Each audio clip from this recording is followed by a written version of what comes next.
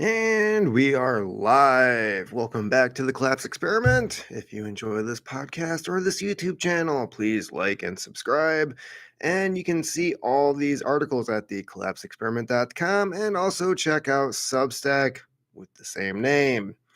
To get started, Putin targeted in terrorist assassination attempt by drones. This is through the Kremlin, and actually, this happened a few days ago. Canadian Prepper covered this. I believe it was last week. Unless this happens to be another type of an attempt on Putin's life. Nothing like pushing the man to the edge. The Kremlin says 2 drones were sent by Ukraine in an overnight attack on Moscow on government buildings, which is seized as an attempt to assassinate President Vladimir Putin.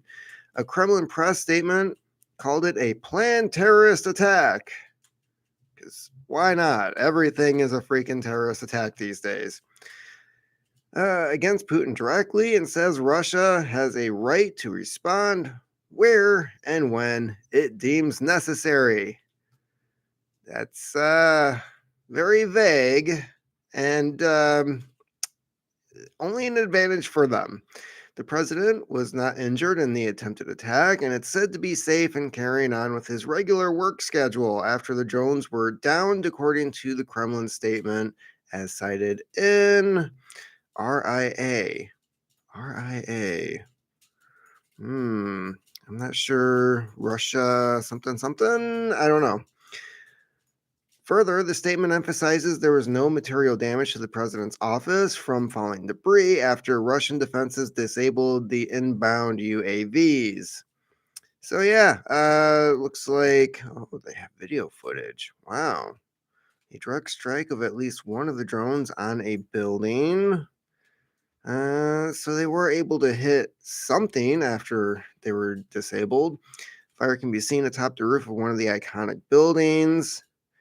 Yeah. All right. So apparently, Ukraine is going into Moscow with drones trying to remove the head of the snake. Except they're going to realize that that snake has several heads. and I don't know. Putin may be the guy that they want to engage with. You don't know what kind of crazy is underneath him in the chain of command. That's always a risky gamble. Like, you may know this adversary, but you don't know who the person is underneath him. So yeah, I do believe last week there might have been a bombing attempt. I'm not sure about that. I would have to go back and check out Canadian Prepper's video again, but I think somehow they got a hold of one of Putin's older schedules, and being the smart leader that he is, he doesn't follow his schedule. Like, he puts out an itinerary, and then he's like, no, we're not doing that today. And then, a bomb goes off when he was going to be there. So yeah, that's the kind of thing that's going on today. I guess Hillary Clinton somehow got into Russia and is messing stuff. I don't know. The rise of Skynet. Robot dog gets chat GPT brain.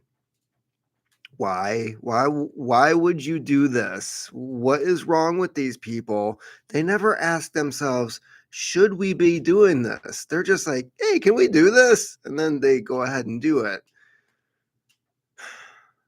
They mount guns on these things, right?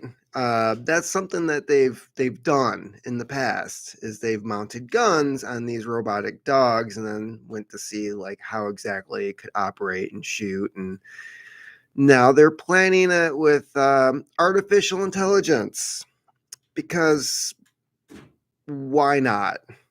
A team of artificial intelligence engineers equipped a Boston Dynamics robot dog with OpenAI's Chat GPT and Google's text-to-speech voice, creating what could be a real-life Skynet-like robot.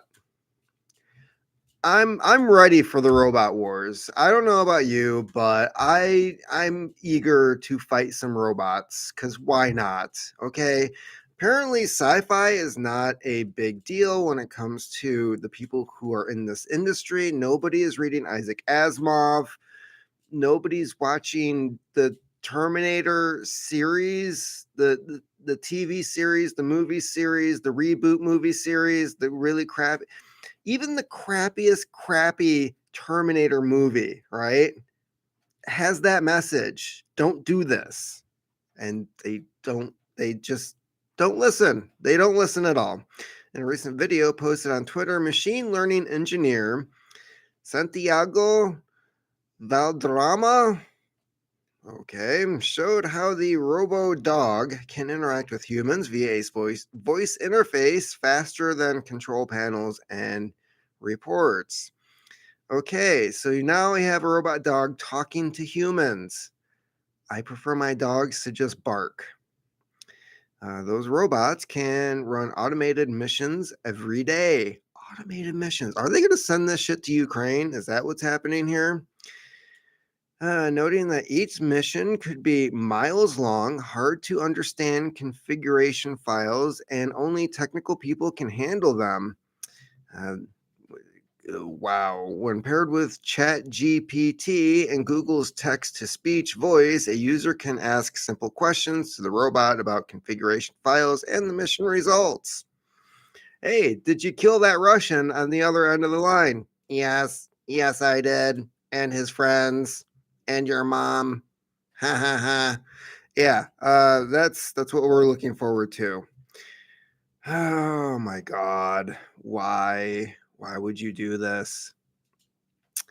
And we've got two more articles and not that much time. Disarm the IRS, demilitarize the bureaucracy, and dismantle the standing army. And after that, 4 ways that Joe Biden could get America into a nuclear war. Let's start with that one. There's only four? There's only 4 ways that Joe Biden could get us into a nuclear war. Who knew? I thought there would have been a lot more than that. Once the missiles start flying, there will be no going back. Yes. Okay, so the number one way that Joe Biden could start a nuclear war is with Russia. All right. If you want to check out this article for yourself, go to thecollapseexperiment.com where you'll find a link. Number 2, China.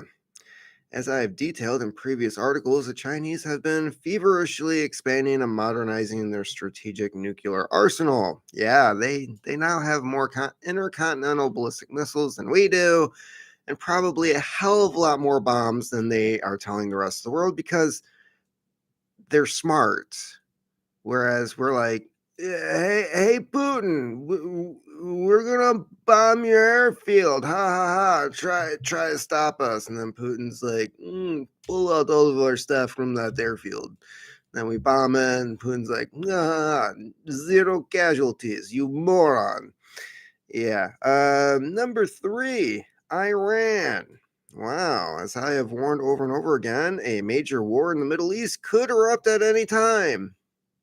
That's all the time. That's what the Middle East is. It's just waiting war. Yeah. Okay. So Iran and North Korea. Yeah, I'm not too satisfied with this list at all. It's all the usual suspects. That's. Uh, I mean, where's Kaiser Sose? Like, what the heck? There's Russia, China, Iran, North Korea. Well, it does go into why these countries would be the potential for a nuclear war. And I think North Korea is probably the least likely, considering they still aren't all that great at building rockets. They have nukes. They have a very limited supply of nukes. They're a very tiny country. The downside is if they did fire something and we fired back, then China and Russia would jump in, and that's where you get the rest of the list. So yeah, the 4 different ways that Joe Biden could get America into a nuclear war. Disarm the IRS. Let's go to this one. I'd really like to disarm the IRS. It's bad enough that they're auditors and they can just take your money. Now they want to point a gun at you while taking your money. Because, mobs don't do that at all. Why don't they just give them baseball bats to start with and send people to the hospital? Yeah, this is through the Rutherford Institute. What does it say about the state of our freedom that there are now more pencil pushing, bureaucratic, non military government agents armed with weapons than U.S. Marines? That's not good. Among the agencies being supplied with night vision equipment, body armor, hollow point bullets, and shotguns, drones, assault rifles. Who came up with that bullshit term? Oh, yeah, the Nazis. And LP gas cannons are the IRS Smithsonian. Hey, you've got a historical artifact in your house, and we're coming to get it. The Smithsonian, U.S. Mint, Health and Human Services. Are they just trying to create more work for themselves? You seem healthy. Let's change that. FDA, Small Business Administration. How dare you run a small business? Social Security Administration. You're living too long. National Oceanic and Atmospheric Administration. How dare those whales go by our windmills? Education Department. Kids, shut up. I will shoot you. The Education Department is armed. What the hell? Energy Department. Bureau of Engraving and Printing. If you're going to basically at this point, if you're going to make your own money, it'd just be digital, wouldn't it? Like they don't even really print money anymore. And an assortment of public universities. Okay. Add in the Biden administration's plans to swell the ranks of the IRS by 87,000 new employees, some whom will be authorized to use deadly force because you can get money out of a dead person, and grow the nation's police force by 100,000 more cops, and you've got a nation in the throes of martial law. Considering they can't get anybody who wants to be a cop anymore because of defund the police and all cops are bastards and 2020. Go back to 2020. Who wants that job now? Seriously. We're being frog marched into tyranny at the end of a loaded gun. It's like the 90s all over again. Make that hundreds of thousands of loaded guns.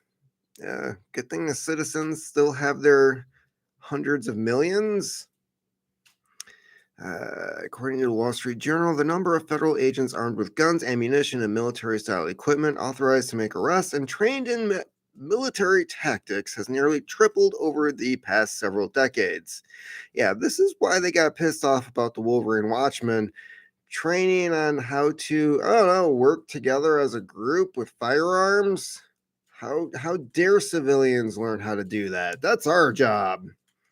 Yeah, the Environmental Protection Agency owns 600 guns. The Smithsonian now employs 620 armed special agents. All right, yeah.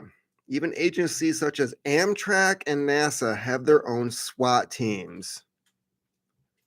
What? All right. Yeah, so anyways, this appears to also be a little lengthy of an article, but it goes into more detail about what exactly is happening with arming these alphabet agencies and what that means for everyday folks like you and me. Yeah.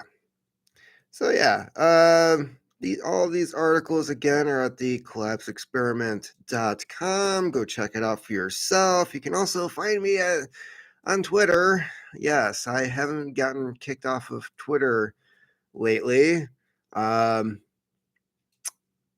Until that changes again, you can also find me on Twitter and a pretty much defunct Facebook account. I'm not really on there, but I do share all this stuff on there so that people I used to know can make horrible comments that I don't read because I'm never on there, which is hilarious because they're just yelling into an abyss on stupid stuff. So, anyways, that is about it for me today. Told you this was going to be a short one, and Keep on typing.